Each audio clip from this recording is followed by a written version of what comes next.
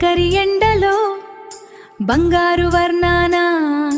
కొమ్మలో నక్కిన తీయని రాణిని వసంత గాలిలో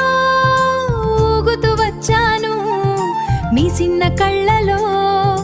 ఆశగా నిలిచాను మామిడి పండును రుచులకు రానిని కమ్మని రసంతో పలకరించే తీపిని ఆరెంజు రంగులో అల్లరి చేసేను రుచి చూడండమ్మా తొలకరి ఎండలో